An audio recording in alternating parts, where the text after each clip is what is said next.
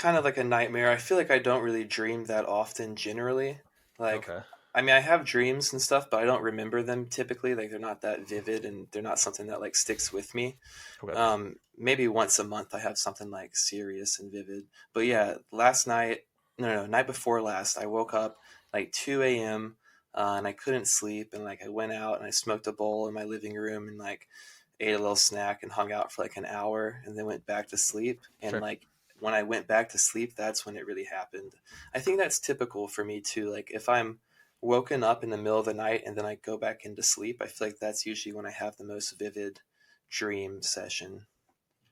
Yeah, I could see that. Yeah, I mean, this like last night kind of had me like tossing and turning, and so I think I kind of like woke up and went back to sleep, and that might have played a little bit of a part. It's just wild. Hmm. Honestly, this was kind of something I was, now that I'm thinking about it, like as of a couple minutes ago, I think like this would be kind of an interesting thing to talk about. Like I think describing dreams can be kind of boring, and we don't have to get too far into it, but like just like the power of dreams, because Yeah.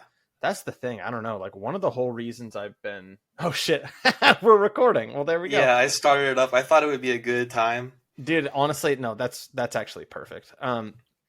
No, just like one of the reasons why I was like trying to go to bed at a reasonable time and try to improve on that is I just feel like I haven't really been giving it my all with work lately. Hmm. Like I just feel like I haven't been totally on the ball. Just not quite totally focused. Yeah. And so I'm like I'm trying to, right? And yeah, it's just weird how like, I'm going to bed at like 11 p.m., waking up at like 8. That's a pretty decent window of time. Yeah, that's Right? pretty thick. Yeah, it's pretty thick. And like I think that I can like I want to start waking up a little earlier because I feel like my days feel too short and I want to leverage the mornings more. Hmm.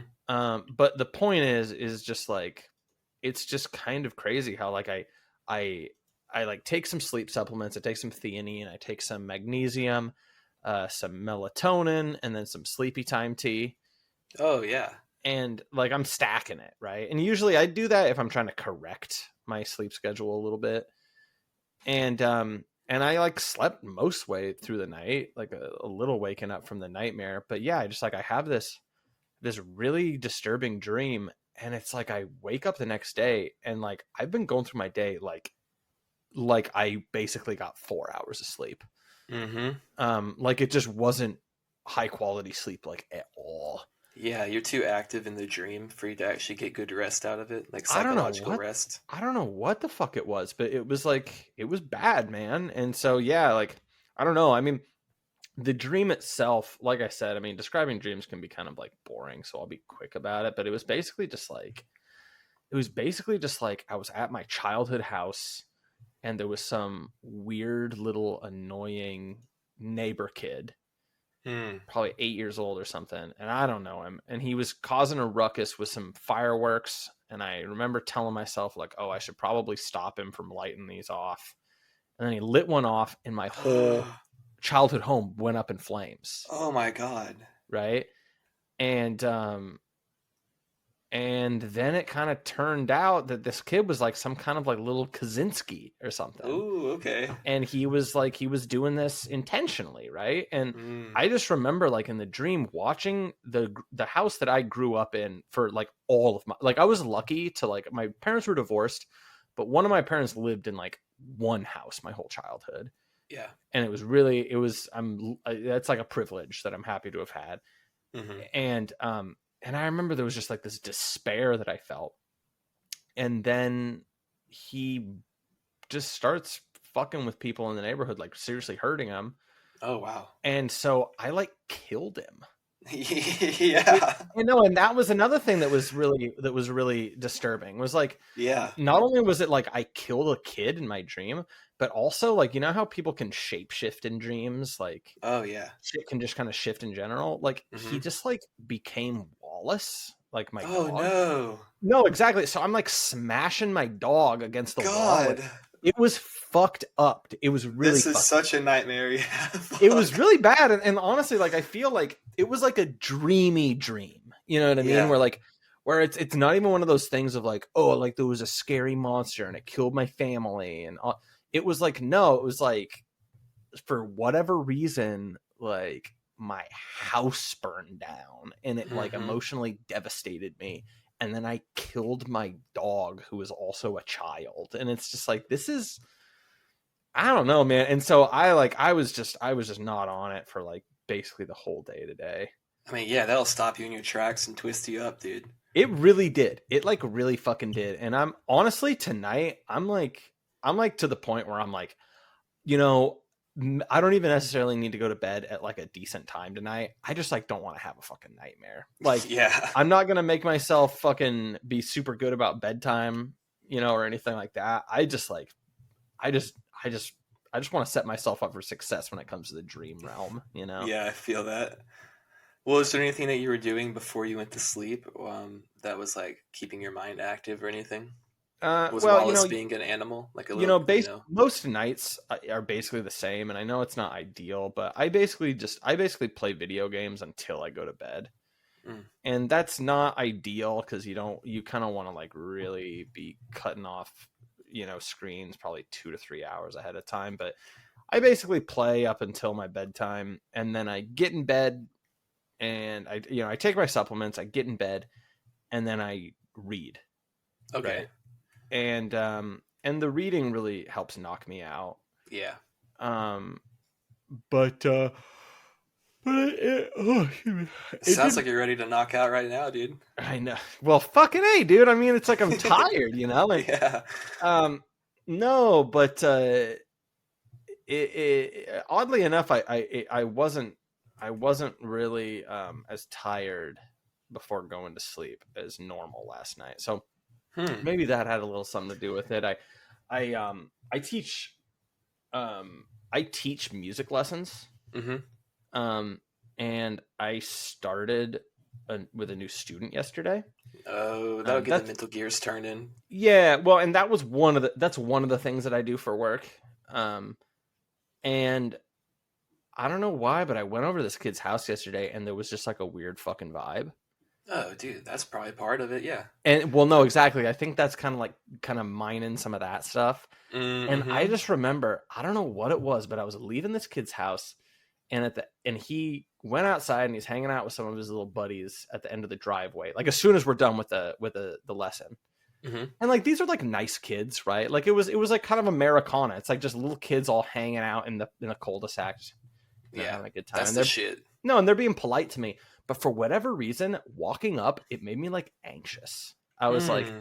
you know how like little kids can kind of just be fucking animals sometimes? Yeah, definitely. I just really got reminded of that. And then I walked up and they're like totally nice, but I think it was just like there was something weird about his family, there was something weird about his house.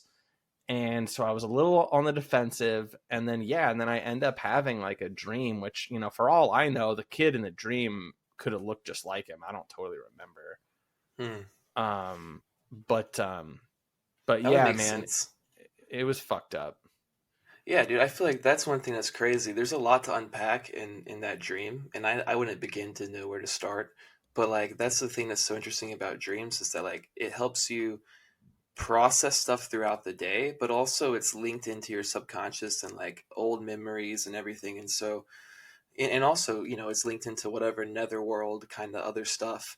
And so it's just such this weird washing machine of like distorted memory and like fears and hopes and anxieties, and it all kind of comes together into one like kaleidoscope, and it can be either really exhilarating in a dream, or it can be like, yeah, just miserable and like set you up for a whole day of anxiety or being just kind of thrown off.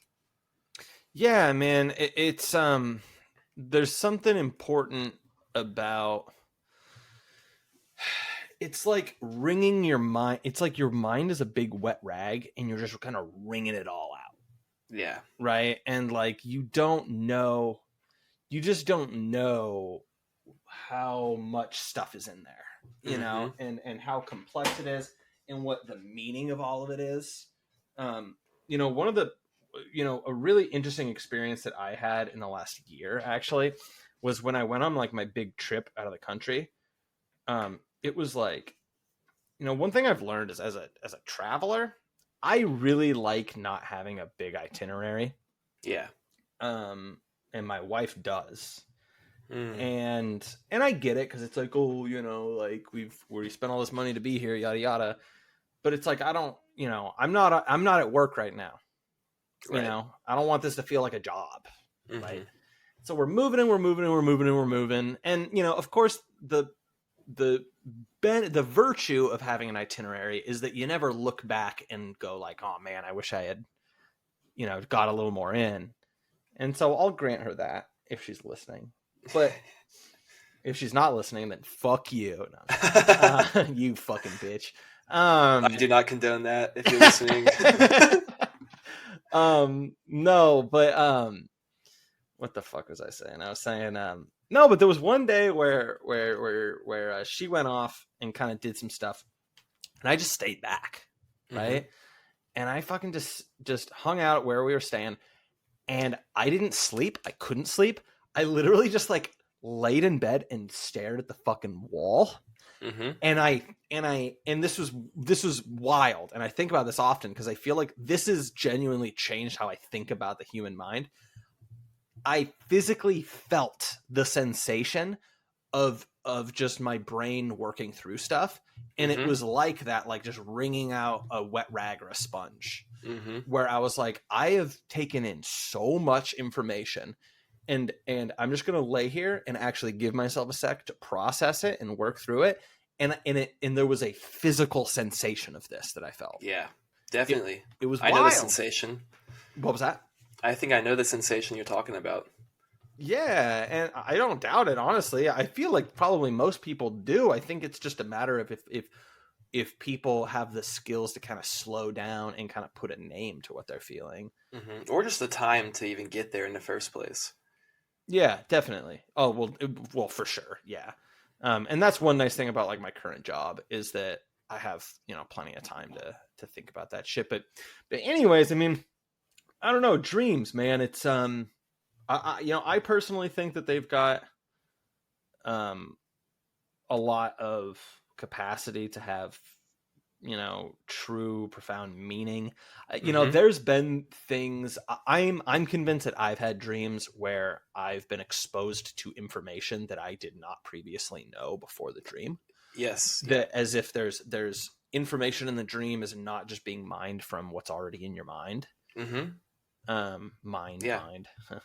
um And yeah, I mean, I think that there's probably something about, reaching out to something that's beyond just material reality. Yeah. I think you connect with the like I think there's a couple different levels of like nested hierarchies, for instance. I think you're probably connecting with your own subconscious in dreams. I know you are. I know you're also connecting with like a collective unconscious, I think, as well, like humans share.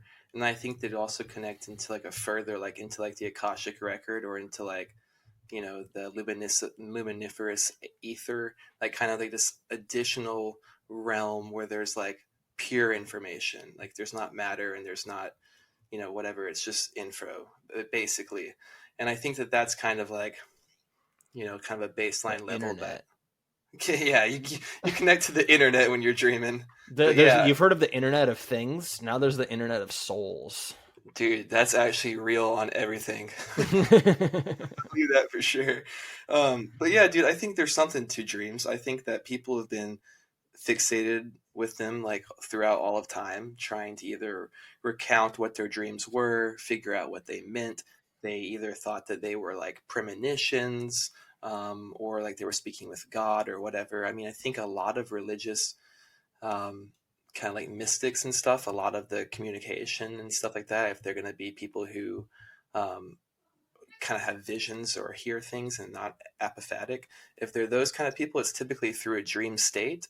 They receive these things. And so like I think that I think it's like a time when the channel receiver you have in your brain that typically is tuned into living rational conscious reality is like kind of fuzzier, and it maybe can kind of skip back and forth, and so you might pick up some sort of some sort of alternate type of realities, or you might pick up something that's beyond typical everyday reality, just by happenstance or sometimes through intention. Yeah, yeah. I think like even just like maybe you one interesting thing to think about is like being in proximity to other people Mm-hmm. and what effect that can have on you, Mm-hmm. right? Like like you're a lint roller, kind of just going through the world picking stuff up, Yeah. right? You're like Katamari, and like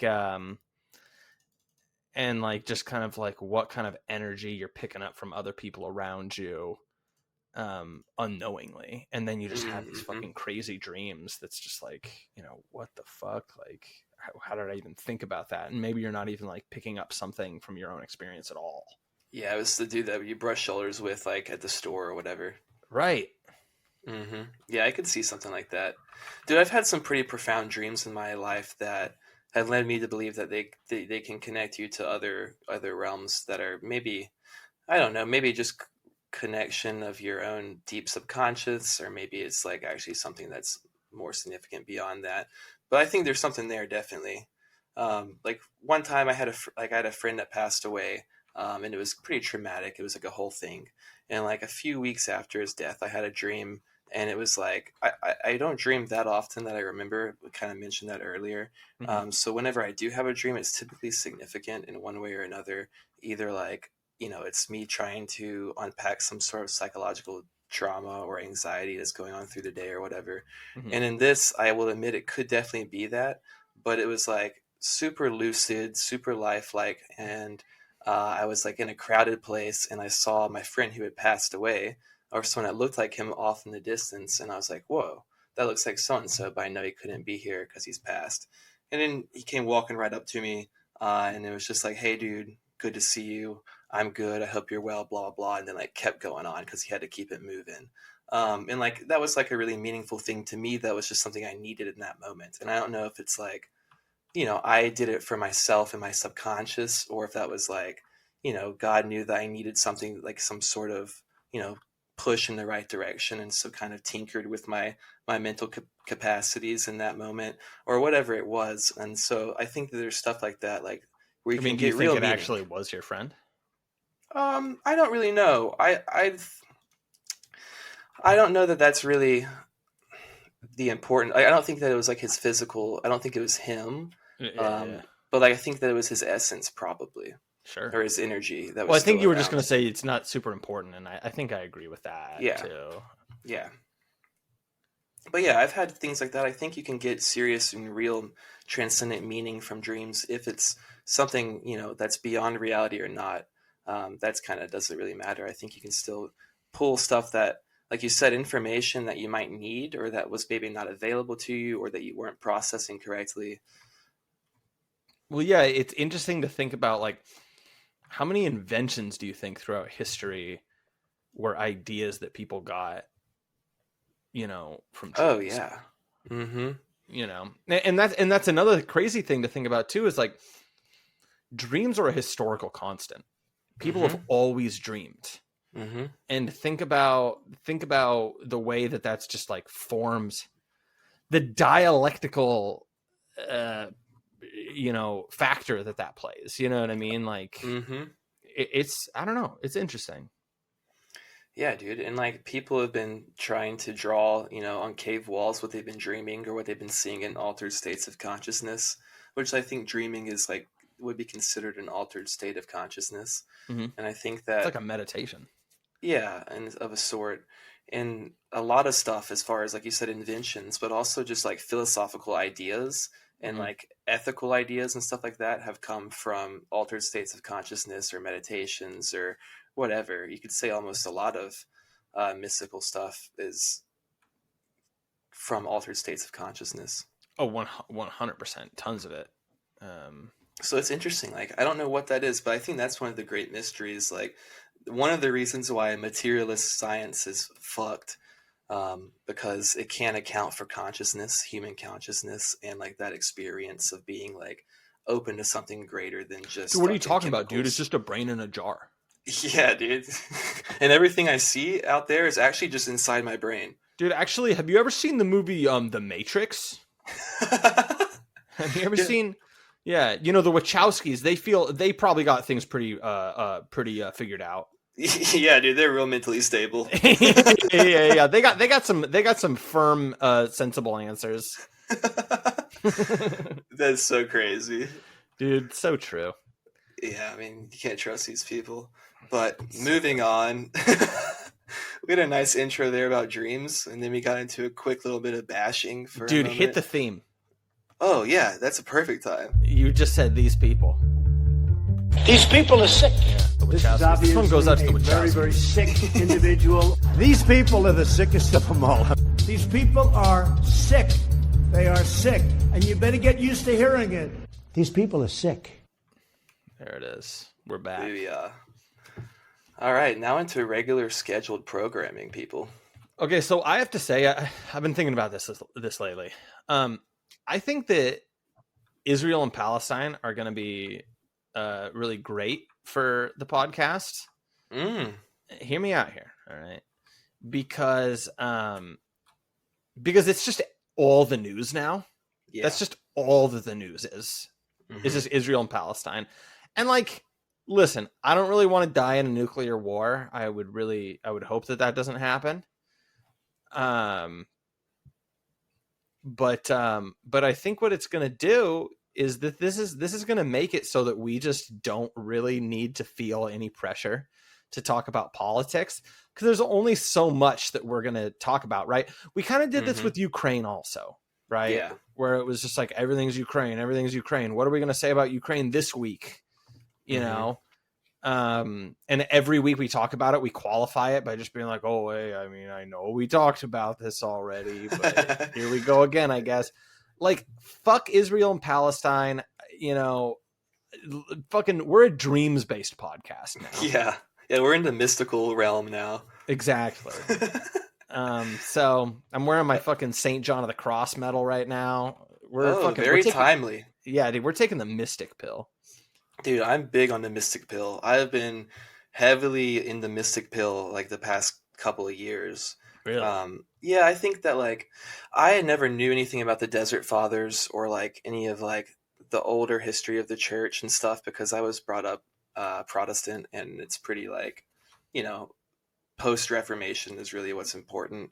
Yeah. And so I didn't really get a lot of like that older uncut OG shit, with like people like St. Anthony and like St. John of the Cross and like just all these other people, a long history of people, specifically like early on in Christianity, who were very mystical in their understandings of, just of what God is and, just everything like that. And I think that delving back into reading some of that stuff was really what kind of helped me step back into the faith, or at least open me up to it in a little bit more receptive way, because I think contextualize it. Yeah, definitely. Yeah, for me, not to cut you off, but just to kind of expand on that, because I relate there. Like, this is like a big thing for my wife. Of like, my wife was like really into like pagan stuff, which I feel like you probably got kind of a sense of a little bit. I don't know. It's not like we had a ton of time with you, but I picked up on it a little bit. Yeah, and then kind of this realization, right, of just being like, oh shit, a lot of that stuff exists within the Catholic Church, which, I mean, you don't say it out loud too much. And this is a thing that Protestants, give us a hard time about. But like a lot of this fun, like kind of colorful, goofy shit, right? It's just the church just kind of just showing up, in some shit kicker's country and just being like, hey, you guys shouldn't do this. And then like, well, we're going to keep doing this. And then like, all right, well, just like say it's for Mary and we're going to just say it's all right. Yeah, they incorporated it into their faith. Exactly. Right. And, my point in saying that is just like what you're saying. Like, I think just kind of like discovering that a lot of this stuff exists within the tradition, kind of gives it, I know for her, it was just kind of like, it's like coming to it as the person you are, and just kind of being like, oh, like I have my own way of valuing this tradition now that, maybe wouldn't have been sold to me when I was a kid. I mean, the way we, Christianity's sold to normies a lot of the time is just really sanitized and boring, you know? Mm-hmm. And Yeah. like, I know like mysticism is a great example of just like, it's more colorful, you know, and interesting, and it kind of meets you where you are and stuff you know you're interested in. You know what I mean? Yeah, definitely. I mean, I think that like a lot of Western Christianity is pretty rationalistic and based on like the rational mind, and Yes. kind of legalistic. And I think there's a lot of different reasons for that we don't need to get into, but I think that that's just kind of what it's like. And especially in Protestant churches are very much like that. And it's Honestly, not, that's why I'm not like super big into Aquinas, to be honest. It's yeah. like Aquinas is neat, you know, and I know Hmm. he's like really popular, but it's just like I don't really need like, it's interesting sometimes, but like I don't need a rational argument for the existence of God. That's not what I'm Hmm. going to this for, you know? Yeah, I mean, I think some people do, and I think it's good for them. I think everyone kind of needs to approach it on whatever road is best suited for them to walk. And I So think true. that's something that I didn't really understand, or I didn't really see that there were different roads. And it's not that people weren't showing it to me or whatever. I don't think I was ready for it, and I don't know if maybe I was given the right outlets. But anyhow, I'm someone who needs like a little bit more of like experience. Like I think I'm like pretty high on empiricism, Hmm. where I think that like personal experience is pretty important, and I think that I've kind of always been like looking for that kind of a little bit more, or like kind of been in like a seeking kind of state. Like even since I was small, I was like started like looking into like other stuff, like into like Buddhism and like Eastern traditions and stuff like that, just looking for like a more kind of direct experience correlation. Mhm. And then kind of like just through like doing a bunch of psychedelics and stuff like that, like and seeing the way that the mind operates in open space and like these other realms that we were talking about with the dreams and everything. um, that kind of was like, I was looking for something that could kind of speak to that a little bit more, and like the more rationalistic kind of Christianity that I was brought up in, like had nothing for that. And when you start to look into like, just like stuff in ancient traditions about like, meditation and how that can strengthen the mind and connect one to God or connect one to, um, the ether or into Brahman or whatever you want to call it in different traditions, stuff like that. And so I was like, I was hungry for that, but I was brought up Christian, and so that's what's like speaks to me at a cultural level, and I think that's what I'm kind of what my path is. But I didn't see that anywhere in that tradition, and then kind of being opened up to like Saint Anthony and the Desert Fathers, kind of like the earlier mystics in the church, and that tradition kind of really like changed my perspective on it. I think maybe the first kind of thing I read, I went to this big Catholic basilica here in the city I live in, and I picked up this free book that was in there about Francis of Assisi, Mhm. and I was reading about him. And like when I was in the church, I felt very moved. This was like 2.5 years ago, and like had a very strange, just like immediate urge to like go to confession. And I like I wasn't Catholic or anything, but like I was just like, it just kind of felt like that was what I should do at that time. Sure. And so, anyways, I'm in there, and I found this book. And I'm like, I'm going to read this. So I sat down and read some. Ended up taking it home and reading over it, and like seeing like kind of his more direct experience of kind of what he experienced like Christ and God as, and how he kind of thought to embody it was a little bit more of like a direct experience that I was looking for that I didn't see in a lot of other stuff. And so then I started looking more into, saints, old saints and mystics and stuff that like the Protestant tradition just doesn't really have at all. And so that was a big part of it. And then just kind of like reading some more like modern day, more mystical people like Thomas Merton and stuff, where they're kind of like working even with like, within the 60s kind of like psychedelic era. And so it's kind of all, it was an interesting time. It was around Vatican II, so there was some movement happening, which is good or bad, whatever you want to think about it. But Good qualifier yeah, yeah. there. we got people listening, just finger Shaking their hovering head. over the unsubscribe button. Yeah. But either way, it opened up a way of viewing and engaging with the faith that was a little bit more of a living tradition. It Yes. felt like to me. And then I like kind of kept reading into that and more into like Christian mystics and like meditation within it, and found out about like the Jesus prayer, which is an Eastern Orthodox Christianity and stuff like that, which are kind of like the prayer of the heart, too, which is kind of just like essentially meditation, basically. Yep. Where you're just kind of like opening yourself up and letting God do the work, and you're trying not to you're not thinking, you're not like, it's just you're letting the river of thoughts roll by and everything. It's and so yeah, and then I got into that and like started reading more about that and about like centering prayer, which is kind of like the more modernized version of that. Anyways, and so it just kind of showed me like there's a more of a direct relationship and route within the Christian tradition that I didn't really know about, and something that I needed, I think, from the way that I'm programmed.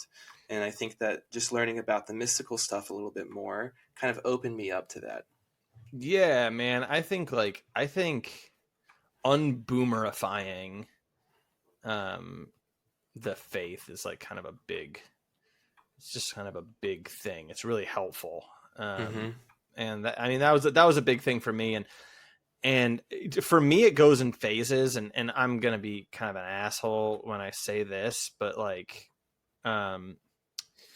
for me, it goes, you have your independent experience with it where you're like, oh man, there's like a lot more contours and nuance and meat on this bone than I, previously thought. Right. And then, and you kind of grow in that. Right. And that's a big hurdle to climb over. And then you have another kind of hurdle you need to go over, which is once you start regularly attending church, or, at least for me, when you start regularly attending church and you start seeing like, oh, but still that kind of like vanilla ice cream boomer Americanized take, even in Catholic churches, right, is still like what a lot of the people that I'm going to church still hold, and so I'm going every week, and like we go to Norvis Ordo, right? We go to non-Latin mass most of the time. We have the ability to go to Latin mass, but and it's just, and it kind of becomes that thing of like, well, I'm surrounded by people that kind of have this, I guess kind of a little dorkier, a little more square view of it. But like, you don't want to get like a big head about it. And especially because like I'm still so early in my formation. Yeah. Right. It's like, I don't have the right to judge anybody about it. Right. I mean, I don't want to go that far. Like I can have my opinions. Right.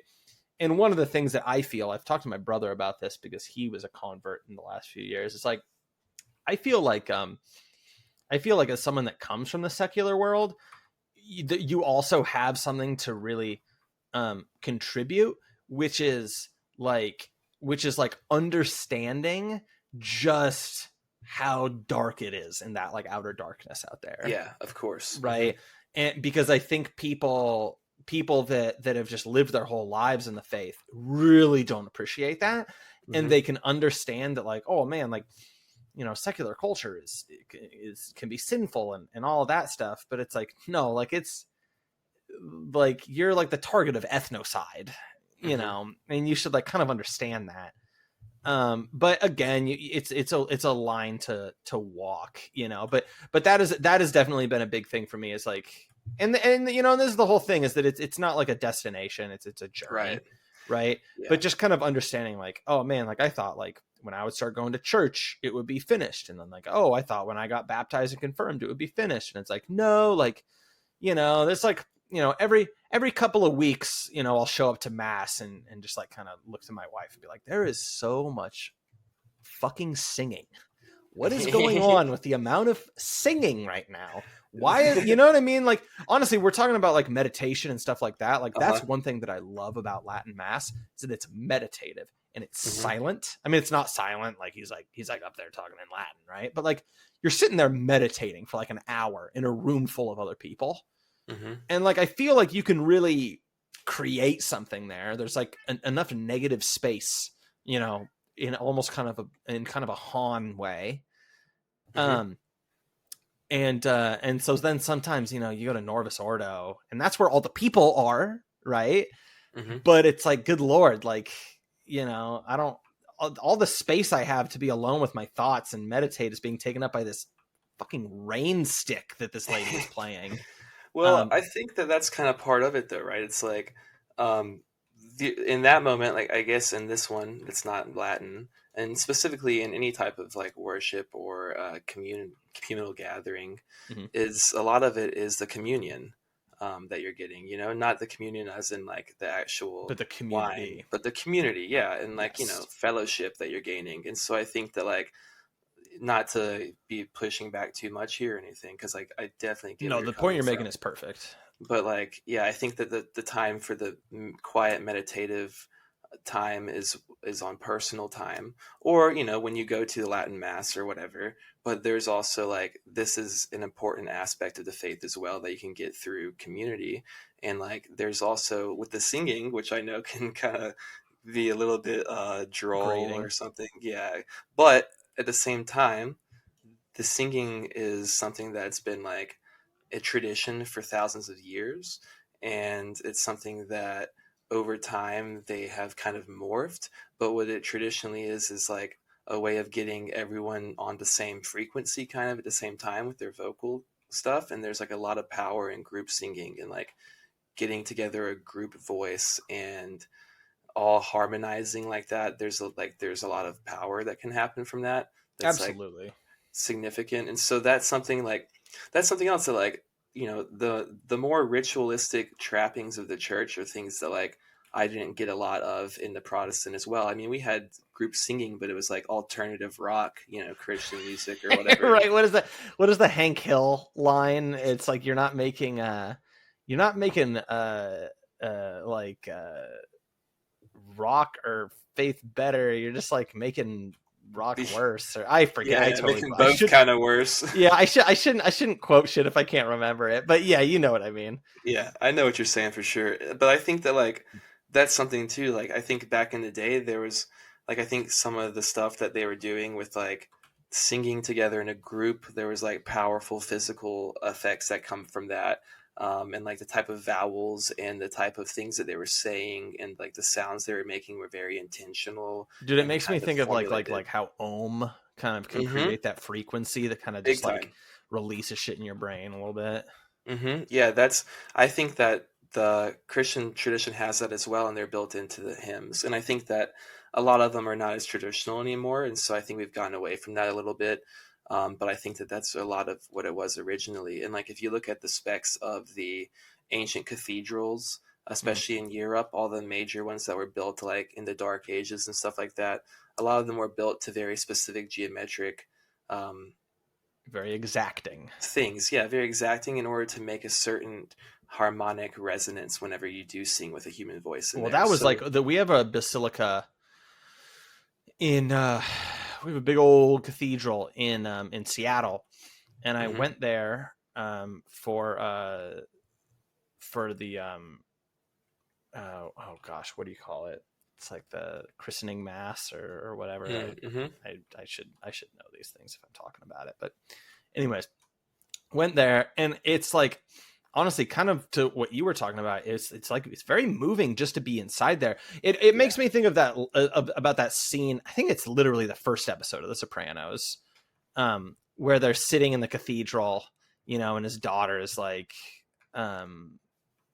she's like, he's talking to his daughter, and he's like, your grandfather came to this country, and your ancestors were the only people that could make shit like this. Yeah. And they like helped build this place. And you like look at it, and like there is like, you look at that, and then you look at the opposite, which is basically cube houses that are hyper utilitarian, right? There's no waste, and there's no aesthetic flair, And right? Whatever aesthetic like flair. What was that? They put them together like IKEA furniture, and it takes no skill. Yeah, exactly, right? And like and there is something like really beautiful about just like taking the wealth of a people and devoting it towards a symbolic pursuit, right? Definitely. And like you know, I've had like, there's like distant relative. I feel like everybody kind of has this to a certain extent of like, you know, you have like, maybe you're like, your kind of distant relatives you're not super close with. And maybe some of them are like kind of wealthy or something. You go visit them and they definitely live very differently than you. And I had this with some out of state relatives, and a couple of them like lived on a fucking golf course and they live in this big McMansion. And it's like, we barely ever see them. I don't really have anything in common with these people. And it always felt ugly to me, you know, and kind of distasteful. And there's something different about like the big cathedrals and the bit, you know what I mean? Because it's like, it's not about like comfort, you know what I mean? It's like serving something besides us. Now, obviously it's pleasurable to be there and be inside of it. And, you know, I'm sitting there and people, there's singing and there's good singing. I'll concede that. And the fucking acoustics are mind blowing. Yes. And, you know, obviously like, you know, a big cathedral in, you know, Seattle, Washington is not exactly the oldest piece of Western tradition, right? I mean, we're kind of the end of the project here, but like, you know, while you're sitting in there that like, this is, you know, there are tons of other buildings just like this one that were built hundreds of years ago. Right. And so fucking mind blowing that is. Yeah, man. Yeah. I don't know. I'm not necessarily going anywhere with that, but just, I do think that I know that, you know, most of my family isn't Catholic. But like, you know, and talking to them, I know I was talking to my mom and she was like, oh, you know, it's pretty gaudy. You guys are into some pretty gaudy stuff, right? And not gaudy with an O, right? Yeah, it's like kind of over the top. And it's like, but I like that, right? Yeah. Like there's something, I don't know. Well, that's another thing too. That's what I like about like seeing the Catholic faith from a different perspective. Is like, it's showing that is a tradition that is alive within the Christian faith. Like that it's not all about just strict asceticism. Like it's not all just about like, you know, just a bare cross and white walls and, you know, that kind of shit. Like you can also have exuberance. You can also have transcendent beauty and joy, and you can enjoy those things, and you can like really, you know, pay tribute to those things and see them as a gift from God and use them as a way to glorify him and stuff like that. Whereas I feel like a lot of, you know, other kind of sects can see it as like, you know, you need to abstain from anything that's too, you know, going to bring you too much joy, or like anything that's going to be too gaudy or over the top and stuff like that, because it's not a good form. And like that's kind of a thing I feel like that's pretty baked into like a post-reform Christianity. Like that's where you get stuff like Puritans and stuff where they're just dressing in pure white or whatever, right? Like, The kind of asceticism. Yeah, and I think that that's one thing that like the Eastern Orthodox and the Catholics do well, is that they're like, no, it's not really all about that. I mean, if you want to do that, you can go be a monk and you can live in one of the more strict orders, and you can do that. But there's also room for appreciation of beauty, because that's how, you know, God wants us to interface with him and see him through beauty and things that are wondrous. Otherwise, like, why would he want us not to enjoy them, you know? 100%. And like, I think honestly, I like a little bit of both. You know what I mean? Yeah, of course. I like a little bit of both. I think in my personal life, kind of like you were talking about, where it's like when you're like engaging in the communal part of the faith, then like, you know, put up with the singing, like engage a little bit, right? But then like when I'm by myself, I think those like kind of quiet, you know, especially with how easy it is to get kind of sensory overload these days. Yeah. I think it's good to kind of have that.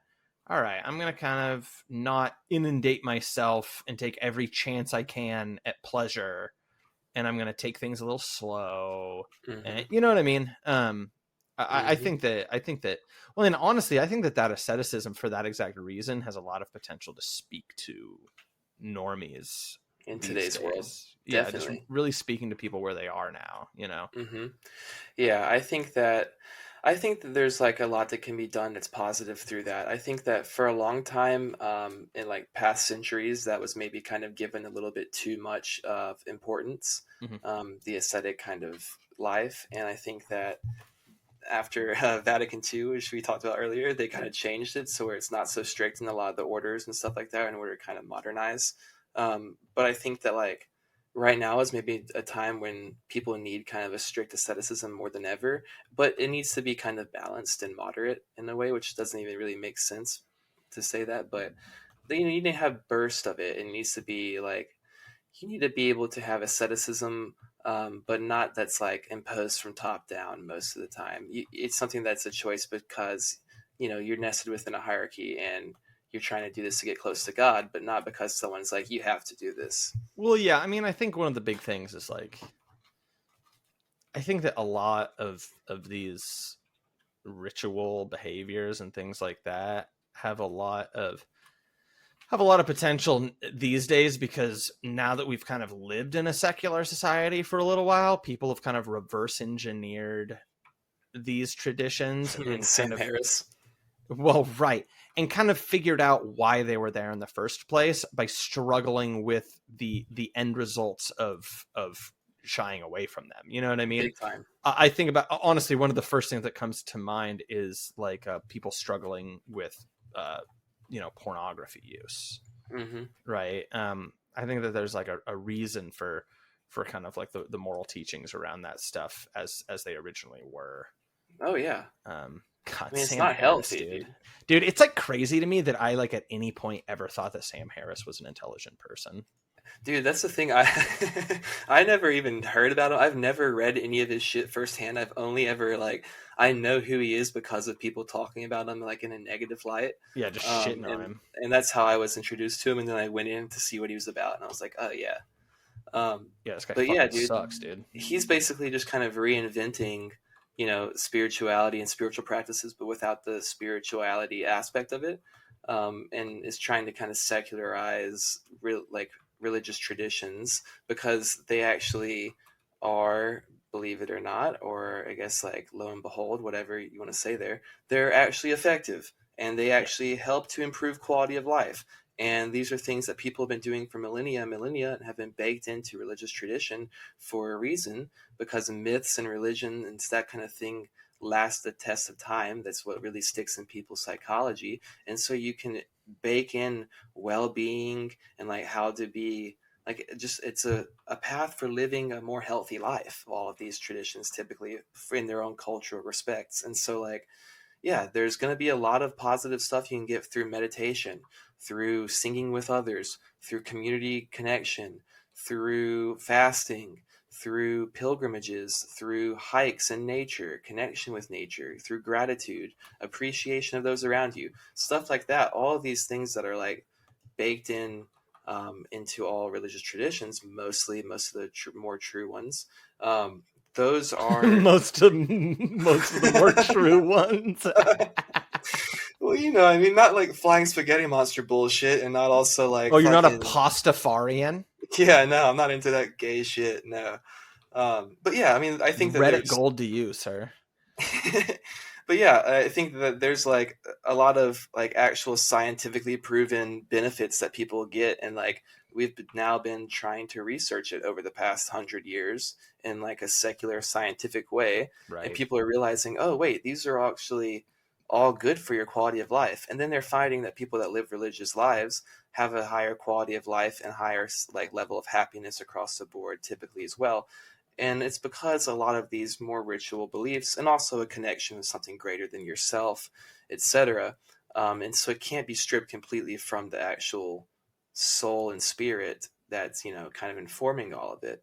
But that's why people like Sam Harris and whatnot are trying to secularize these, because they still can't jive with the spirit, and they don't really want to. They don't want to do that. It's outside their materialist framework. Dude, Sam Harris treats meditation like hot wiring a fucking car, dude. So like, gay. It's like that. It's like the shit of people just being like, "Oh man, I just really need serotonin," and like when people talk like that, like it's a meme. Yeah, it's like, bro, shut the fuck up, dude. Go for a run, bitch. Like I don't know. It's annoying how people just talk. I hate the just jokeifying, like, oh, the human brain, you know, oh, I don't know. I hate it. Mm-hmm.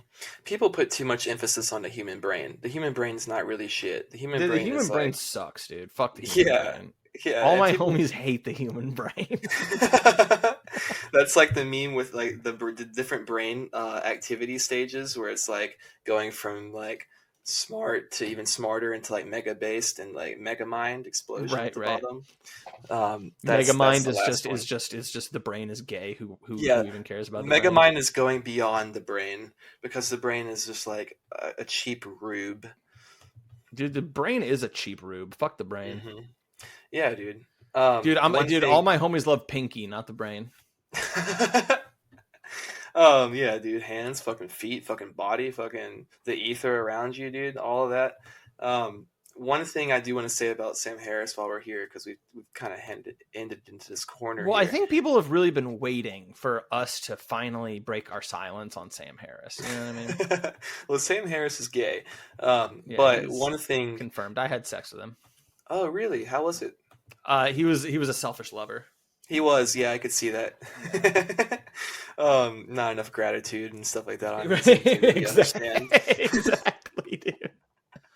But one of my favorite authors as of recent, Rupert Sheldrake, he's someone that I've mentioned on here before, but he's like a biophysicist and stuff like that who was like studied plant biology and like how living things get their form and stuff like that. Anyhow, he has a book where he's talking about science and spiritual practices, just like kind of backing up all the spiritual traditions that people do, but with science, like after showing like, oh, there's actually been a lot of studies done on this, and it shows that this is actually positive and a verifiable way. Anyways, he has a line about fucking Sam Harris where he talks about Sam Harris thinks that you don't have to have spirit to meditate, and or that you don't have to believe in the spirit to be a good meditator. And what I have to say to him is just keep meditating. Because he's like, eventually, if you actually are doing it correctly, you're going to have an experience that opens you up to something that's more than material and more than mind. And so eventually, that'll happen. And then to that, Sam Harris would just do the annoying person calm voice and be like, I would just say that your brain is playing tricks on you and what you may think. Yeah, anyways, I read his book about free will, and it was dog shit. It was genuinely dog shit. That was actually the first that after I read his book about free will, and I read it like with the full intention of being like, yeah, dude, Sam Harris is cool. Like, I like his videos on YouTube. And I read it and I was like, oh, this is retarded. This is fucking retarded. It seems kind of obvious to me that, like, when you think about the philosophical point of whether or not free will exists,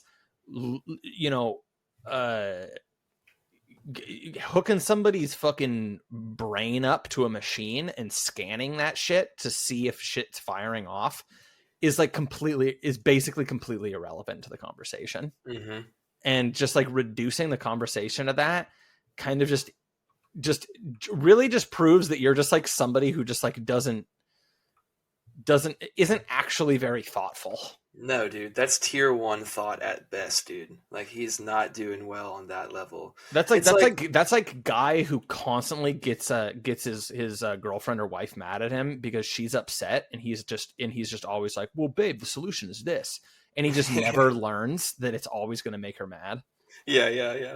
He's like, I got it figured out, babe. We can fix this. Yeah, exactly. Well, actually, yeah, he's actuallying his way out of some pussy.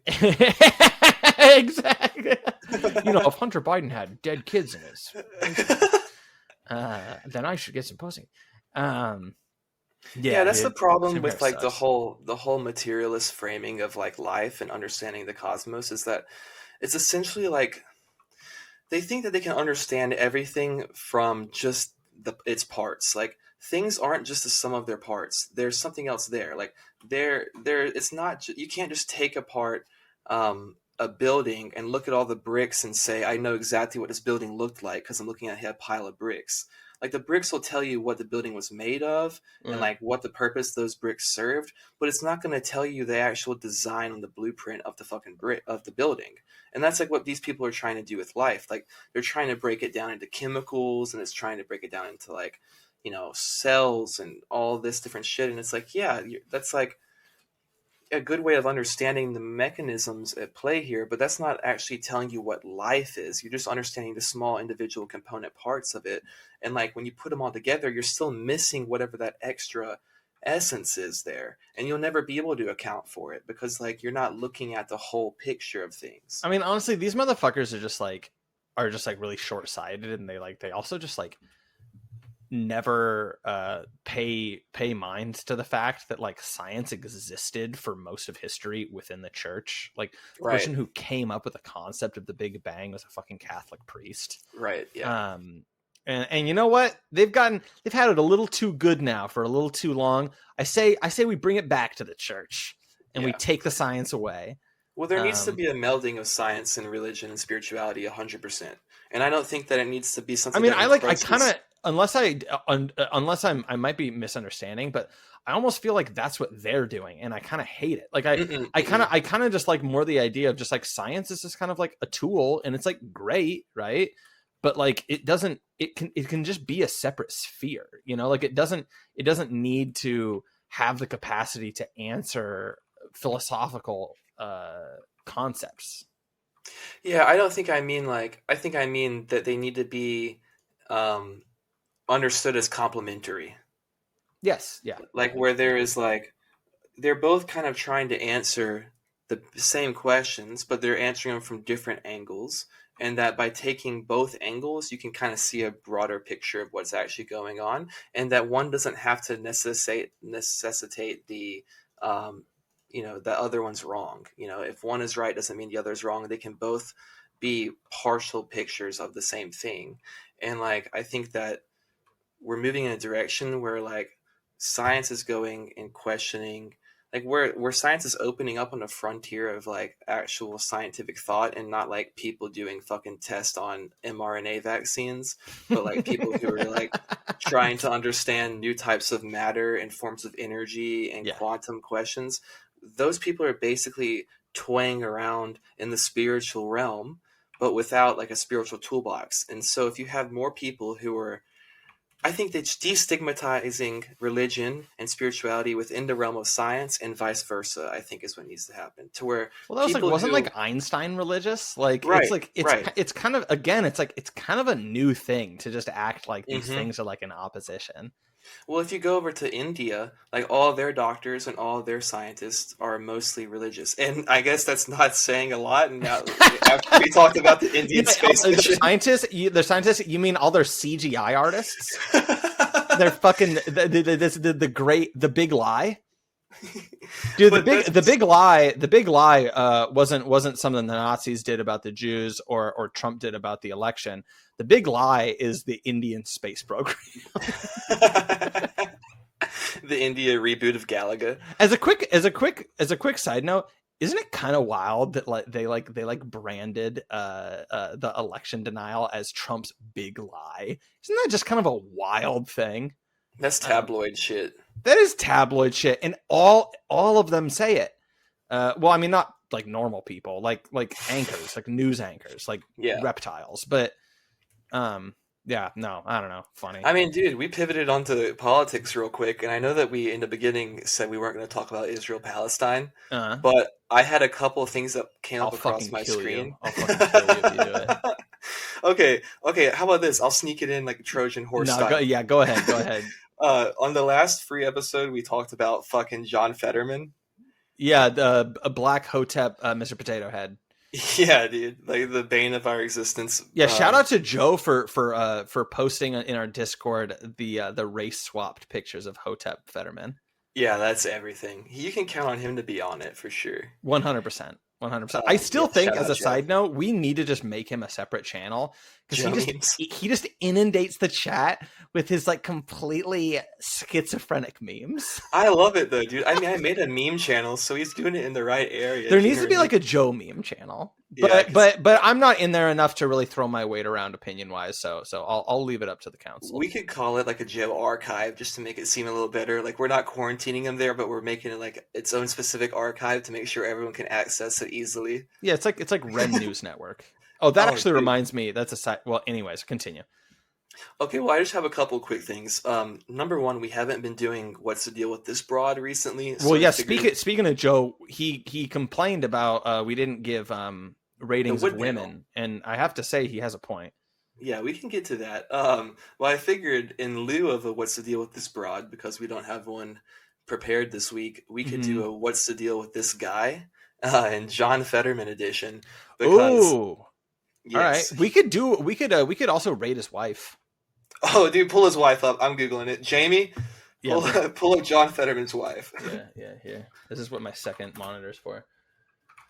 John Whoa, Fetterman's wife. Is she like a? is she black? Oh, that totally makes. I mean, come on, that totally. No, makes she's sense. not. She's fake black. She is, dude. She's dolazol pilled. Dude, she is dolazol pilled. That's crazy. Dude, what those eyebrows do? Did you see this picture of him dressed like a mechanic and her in like the Jackie O pillbox hat? Yes, dude. That's Jesus nuts. Christ, how far we've fallen as a nation. Yeah, dude. It's like she's dressed to the nines, and he's over here looking like a fucking Dude, ridiculous. it's funny because I kind of said it as a joke, but she's like a perfect candidate for this segment. Oh yeah, dude. What is the deal with this broad? Honestly, she looks nuts, dude. She has does look nuts. She's got the fake tan going, like the fake skin color. I don't know, like what she's going for. I am a but mulatto. People People don't say mulatto anymore. Yeah, bring back mulatto. Bring them back. Bring back the mulattoes. I think this broad is a fucking. I think she's a Guido kind of Guidette kind of thing. Guidette. Here, let's see. Oh wait, no. What's her name? Born in Giselle Rio. Barreto. She's Brazil. Well, okay, she's Beto. Brazilian born, and so they're ethnically all kinds of fucked up. Yeah, that's true. They're like Portuguese. The globalists got them. Yeah, it's so true. Well, here's the thing that comes up when you Google her right away. Gazelle Barreto Fetterman, the second Is lady it of gazelle Pennsylvania. like the animal, or is it Giselle? I like Gazelle, but it's probably Giselle. I don't know. Jiz. I don't really like saying Jiz, so I'm It's like gonna leave that Ghislaine out. Maxwell. Yeah.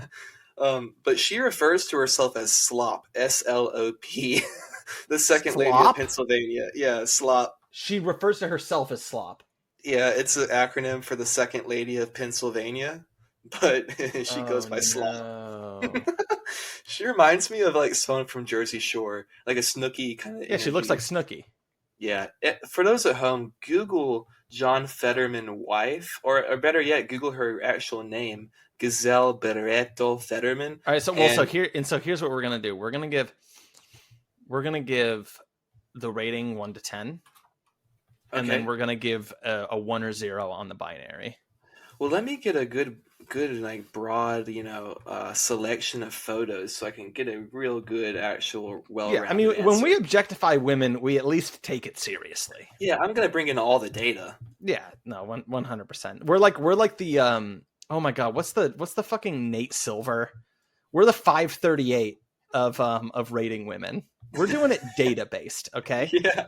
We're gonna successfully predict one election and then just absolutely just eat it every time from now on. That's so true. It's so true. Okay, so I think She's from I've taken Rio in, de Janeiro. yeah, it looks like it. I think I've taken in enough data to make my decision. Yeah. I'm probably gonna put her at like a 6. I'm gonna put her at a 6. Maybe a 5. Maybe a 6. I don't know. I mean, when she's not dolled up with the makeup and looking nuts, she looks okay. But when she has the makeup on and she's going for like the mulatto look, she looks nuts. And it's like kind of like really off-putting. She almost looks like, have you seen I Think You Should Leave? Yeah. She looks like the woman from the Garfield skit.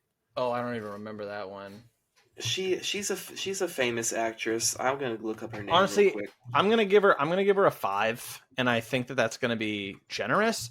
I think that this is it's bittersweet, okay?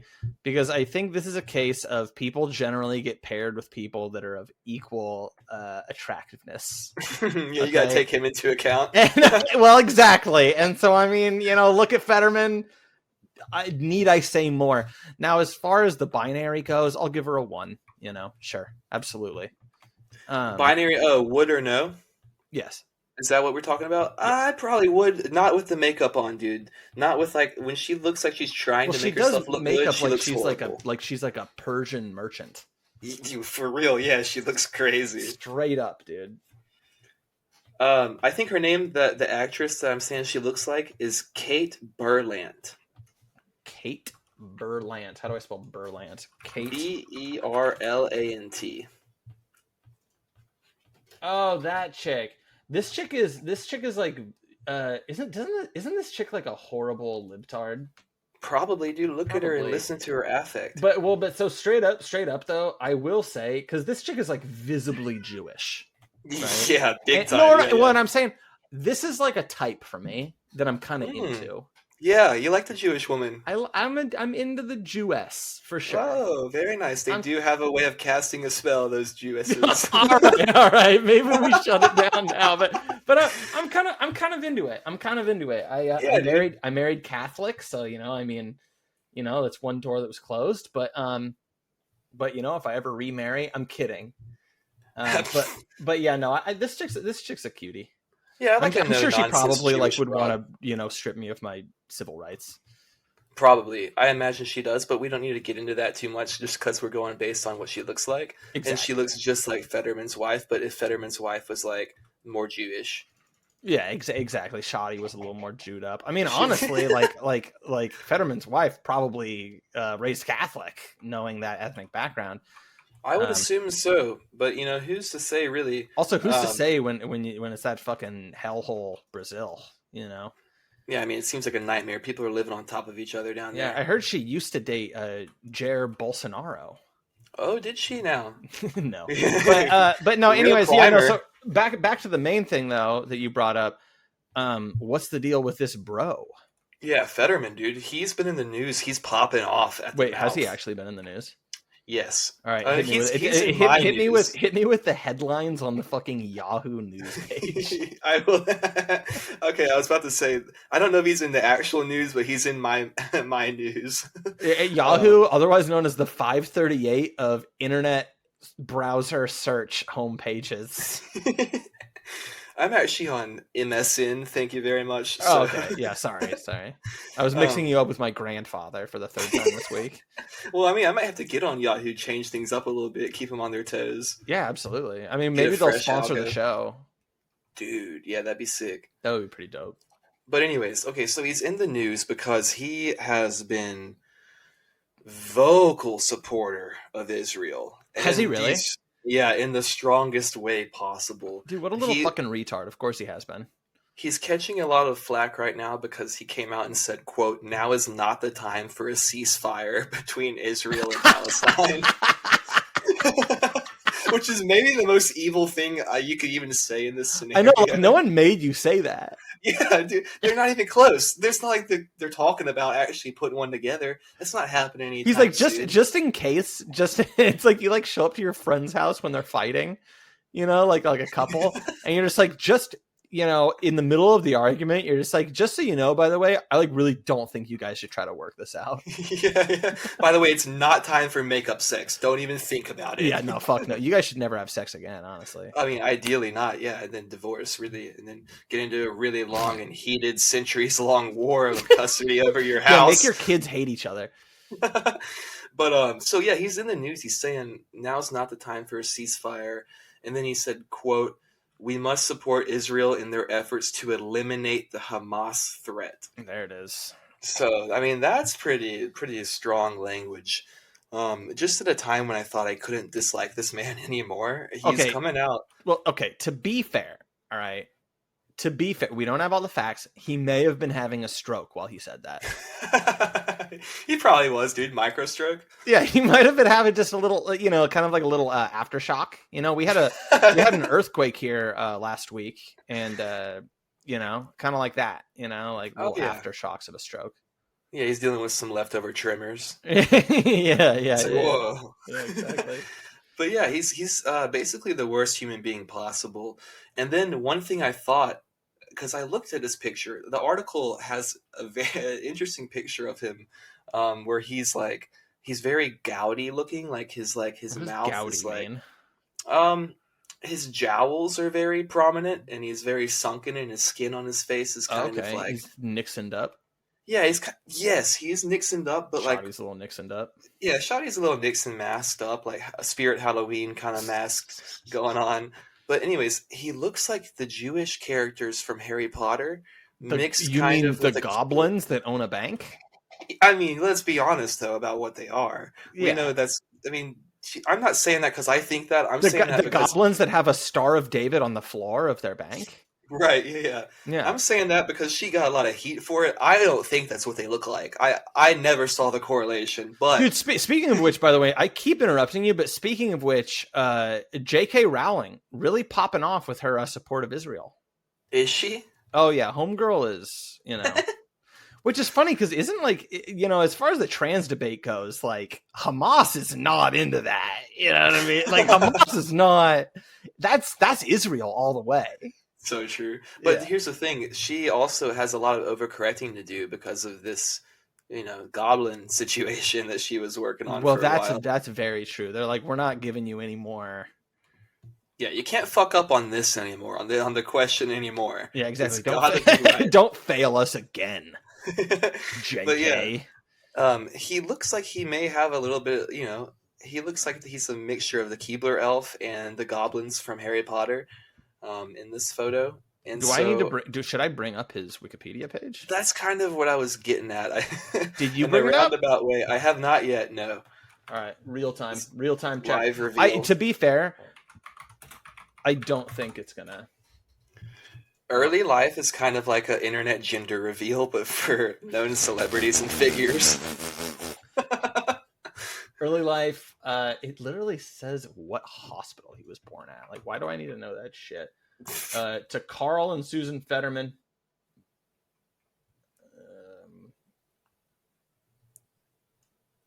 He sleepwalked while playing football.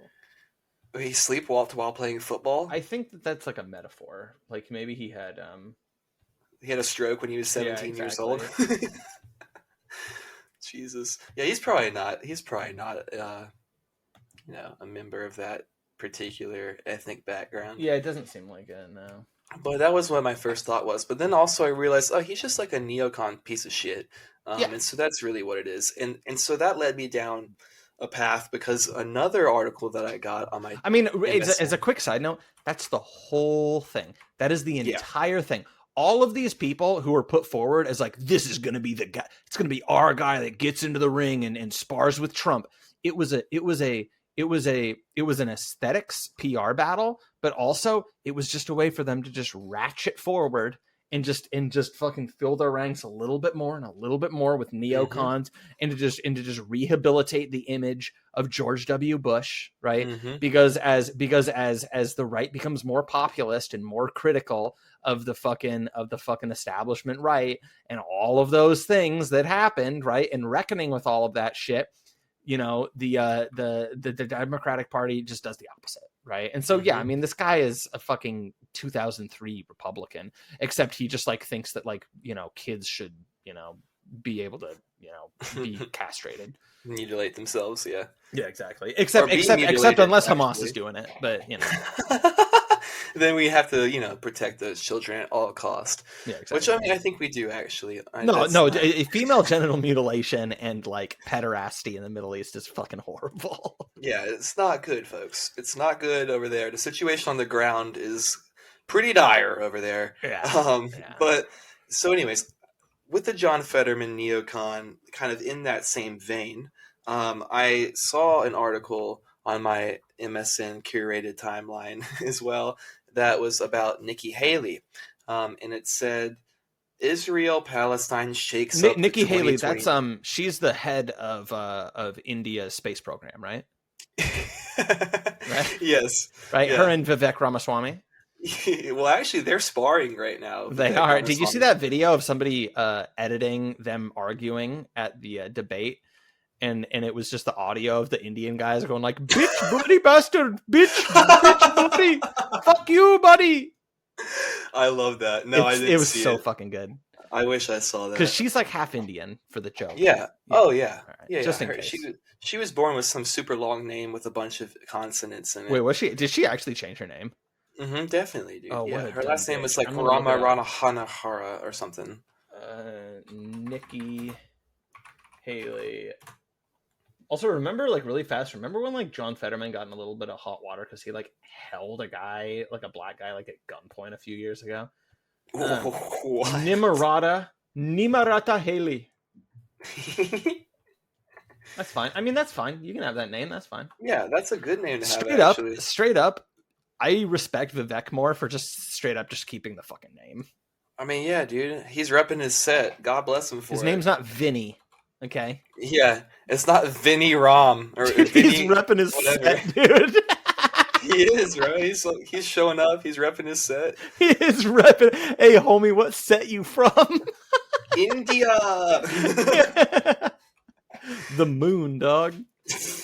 But yeah, so fucking Nikki Haley, I see an article about her. And It's Yeah. talking about how Israel and Palestine is shaking up the 2024 election. Oh yeah, no, they're yeah. all hiding their erections. And that just got me thinking about how like it's really just going to recenter the political discourse to like foreign policy talk. And then that's a way where they can like do their credentializing bullshit where they can be like, oh, well, like Ron DeSantis and whoever else, Ron RFK, DeSanctimonious. yeah, whoever, these people don't have any history of foreign relations and foreign policy. They don't have a tried and true history like our vets, Nikki Haley, or like fucking Mike Pence. Like they're gonna use it as a way to like do that and try to reshift the focus away from domestic issues to They don't have that decades bullshit. of experience sucking Israel's dick. Right. And so that's something that just kind of disheartened me because like one article I saw was talking about how Nikki Haley strikes a refreshing chord for the 2024 election. No one thinks that Nikki Haley is refreshing. No. Like she is this more of the I mean, exact Benjamin same- Netanyahu does. I mean, dude, he loves her to death. Yeah, he loves her to death. She's been fucking gassing his shit up and putting money in his coffer and weapons in his basket all her fucking political career, dude. And now, like, okay, if you look her up, it says like she's an American politician or whatever, foreign ambassador to UN. Yeah. What she does currently now is she is a board member of Boeing, like, Is she, which is a wait, major Nikki defense Haley is a contractor. board member of Boeing right now. Actively, yeah. That's wild. That's batshit crazy, dude. That's And- wild. And that's relevant for my neck of the woods. Oh, definitely. And mine too. We also have a bunch of Boeing stuff. Yeah, it's crazy, dude. And so her husband is also deep into weapons contractor and defense contractor stuff. He started up some sort of like shady corporation that's like the American Frontier Fund or something like that. And like he's got all this just weird connections to all these Israeli and American defense firms. And so, like, you're really just kind of seeing, like, oh, this is what American politics is really about. We're getting back to it, dude. America's back. The war machine is back on. Israel's back in the forefront of American politicians' minds. And we've got our fucking warhawk neocons ready to pick up the fucking reins. We got Nikki Haley. We've got Mike Pence's dumbass. We've got Joe Biden and Kamala fucking Harris. I mean, I don't know. It's wild. And I mean, Joe Biden's over there right now, fucking, nodding off, talking about nonsense that no one can understand. Yeah, walking around, turning around backwards, speaking to the flags. Yeah, exactly. Surprisingly, they didn't send Kamala over there. I have no idea why, but Dude, they're not letting her leave the house, bro. No, she's dude. Kamala's a mess. She's done for. I'm so curious to see who they run as the vice president. Do They're they gonna bring run her her again, I back? bet. I mean, it's gonna God, be it's too so weird to crazy. not run her, I think. Yeah, it would be an admission that something didn't work instead Yeah. of keeping up this facade of like everything's going great. Yeah, they'll just hide her more. I mean, dude, Joe Biden is mentally infirm, and they're still No, gonna run him. completely. Yeah. I mean, I thought he wasn't even gonna survive this long, but he Man. did. So I mean, that was a massive L for me. Yeah, that was definitely an L there. I don't remember what I thought on that. I think I was kind of like, I think he's gonna make it through, but I I can mean, see you were him probably die. smart and just didn't make any predictions after like the most unpredictable series of events in like fucking history. Yeah. But you know, Yeah, I'm not big on predictions. I'm not I don't know that I really have my finger on the pulse well enough to think that I can chart out the future. And so I can kind of just keep to myself and just keep an observation going, keep a little bit of distance and see what I can do to set myself up for what I think might happen. But I don't like going on record too much with predictions. that's true. That's true. Well, yeah, Well, I'll tell you. I think that all of this shit we're talking about here of Israel and all that. I think that this is going to be great electorally for populists. I think so. I think it's one of the best things that could have happened for them. And yeah, I mean, the fact is that most average Americans understand that we should have nothing to fucking do with the Middle East. Yeah. And one of the big things is just that there's a huge generational disconnect. The generational disconnect is a huge thing. I mean, I think somebody was posting the other day just about like basically favorability percentages among different age groups, and it's like a clear majority among baby boomers, and then just down and down and down favorability towards Israel. I don't know if I said that. Okay. Down and down and down until like millennials and especially Zoomers, just like it's like 10% or something, dude. It's like nobody fucking likes Israel. And so, yeah, I mean, I don't know.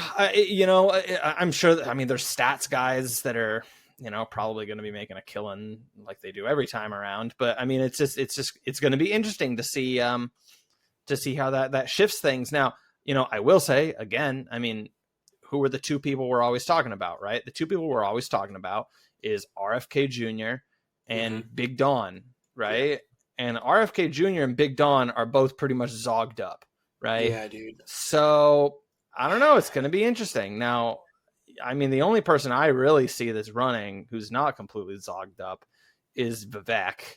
Yeah, because he's on the Indian shit. He's whatever that is. I ogged up. He's I like Vivek as far as just like a guy who makes good talking points, like, or makes good points in front of a camera. But like, I don't really know if I trust a guy. Dude, no, he's slimy, bro. He's slimy as fuck. Now, having said that, I mean, it's not like Trump isn't slimy as fuck. I mean, he's super slimy.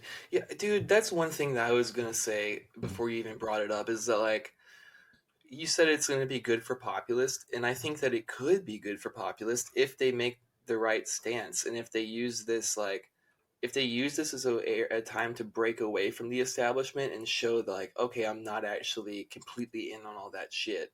Like, that would be, I think, what resonates most with people who are tired of the, like, Israel-Palestine conflict, tired of being wrapped up in forever wars, that kind of thing. If someone was just like, listen, that's none of our fucking business. We need to stop giving aid to, like, a worsening humanitarian fucking crisis.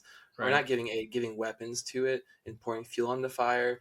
We should have, like, a empathetic and graceful approach of being like, we need to work towards a ceasefire. We need to provide food and not ammunitions. We need to provide health care and not weapons, stuff like that. I think that is obviously the correct take, but then you have people like fucking RFK who just can't make the right take here. Like they're just zogged up, like you're saying, and it's like, I don't know. It seems so easy to me to just step out and be like, listen, whoa, that's not actually what we need to be tied up into. We're throwing a lot of money away. We are creating global atrocities. Like, I mean, that's did you see this obviously not hospital for that got us. bombed? Yeah, Yeah, I mean, it's yeah. horrible. Yeah, I don't know if you saw. They did a press event of like the director of the hospital or some doctors or whatever, and they just like did it like in the fucking rubble of the hospital, just surrounded by dead bodies. And honestly, I was like, dude, that goes so fucking hard. I actually kind of That's respect effective. that. Yeah, Yeah, that's dude. super effective. That's big time. And everybody's That's saying truly- it's like, oh, either Israel hit it or like Hamas just has these absolute dog shit cardboard ass missiles. Oh my gosh, Wallace is just walking in here because he hears me talking about Hamas. What's up, little He's man? like, I'm a part of that. Yeah, he's like, Inshallah, my brother. Hey, he's got that little he's got that beard. You want to lay down? All right, get the fuck out of here. All right, good. Get the fuck out of here before I beat you. Yeah, no, yeah, before I beat you to death for burning my childhood home down. Oh, no. Yeah, I don't know, man. Well, I've got one quick thing to close it up because I got to kind of get going soon because I got some packing and stuff to do before tomorrow. Oh, you hitting the road soon? Yeah, tomorrow morning we're leaving. We got 3 shows over this weekend. Very nice. So, yeah, but I got a couple of things. It's spooky season. It's Halloween time, so I've been watching some horror movies. That's right. And I watched Halloween 1, which I like. It's a classic I'm always watching. I watched Wes Craven's New Nightmare. Okay, is that a newer one? No, it's from like the 90s. Oh, okay. It's a nightmare, no pun intended. Like, it's not a good movie. It's yeah, not Wes good Craven's at all. not great. No, and this one's like a very meta movie where it's like he's in it and he's acting as himself, and then all the actors from the previous movies are also in it playing themselves, and then they're like making a new movie and he's writing it throughout the movie, and the stuff he's writing is happening in real life. It's not a good movie. It's very, very goofy, very cheesy. But anyhow, I also watched a newer, spookier movie from Stephen King, which, I mean, that man's fucking completely... Yeah, I mean, dude, just his EDS. I mean, the scariest shit he's ever written is his fucking Twitter feed. Yeah, Twitter timeline. Yeah. But he put out this movie, The Boogeyman, this year. And I was watching that, and is that about Trump? Yeah, it's the orange man, the devil or the demon, the kind of the bad creature is orange the whole time, and he keeps like having this weird hair swoosh, and you can't really figure out what it is. And he's always just like posting funny shit online. Yeah, he's just got like a really fire Twitter presence. But anyways, in the movie, someone's mom dies, and there's a girl, and her first immediate thought is a seance. And in that, I realized if you look back at any movie or like anyone you know in real life, and this ties into the Wiccan stuff we were talking about earlier, sure, that your wife is into, it's always broads that are trying to do some sort of Ouija board shit. Oh yeah, they're always fucking it up for everybody else. Yeah, it's always broads that are the fake mediums or like real mediums or psychics or whatever. Mm-hmm. You never just see a bro or a dude out there that's like, you know what? I want to go talk to my dead fucking relative. Like, that's just not, you don't see that happening. And so I was just thinking like that's a weird kind of phenomenon that I've never feminine chaos, dog. Yeah, like, is it feminine chaos, feminine intuition? What, like, is it being like closer to like under the veil? Like, what is that? That's something that's there, though. It does it tie into the serial killer and murder fascination and that kind of thing too. Kind of what? Yeah, I was thinking about what that is, and then I thought of a kind of a funny bit, which is that, of course, the first thing that a woman thinks of when someone dies is, how can I get in touch with them so we can still gossip? But I thought that was something I could try out real quick.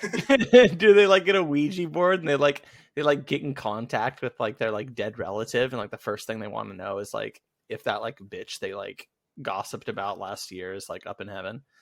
Yeah. Is Janet's bitch ass up there? I know she should be in hell. Oh my god, Brad. Yeah, I don't know, man. So what is it? It's like Camille Paglia says women. Well, no, this isn't even Paglia. It's just like, dude, women have chaotic ass genitalia. Yeah. Like it's a fucking mess down there, right? And dude, I don't know, man. They just can't leave well enough alone, you know. Feminine responsibility to express chaos. You know, I've never read anything about this feminine chaos now, but I just Googled it and I'm it's seeing a thing. it. Okay. It's authentically like a thing. They represent like the archetypal chaotic presence as opposed to men kind of being the. I mean, honestly, like one of the examples that I think of in contemporary culture. I mean, you don't hear this anymore, right? But like, I remember growing up, my dad being like, I don't think a woman would make a good president because, like, what about if she's, like on her period? Oh yeah, of course that. Yeah, of course that. Obviously, we've all thought this. Yeah, everyone's thought that. Anyone with any sense of rationality has thought that.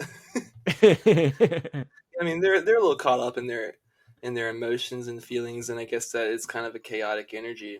It's a little bit of a chaotic energy, yeah. I guess now that you're talking about it, it is kind of like an age-old archetype. Like some of the earliest, like tribal religious traditions and shamanistic traditions talk about how, like, for a long time there was a matriarchy actually, and women kind of held like the spiritual and the social power in a significant way.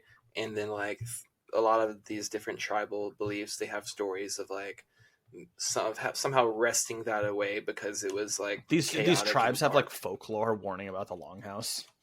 Basically, yeah, and then they end up in it anyways. But yeah, there's just a lot of well, think about Eve, right? Mm-hmm. Oh, dude, yeah. Think about yeah, Lilith. Of course. Think about I mean, it's like it's all over the place, 100%, dude. So yeah, the feminine.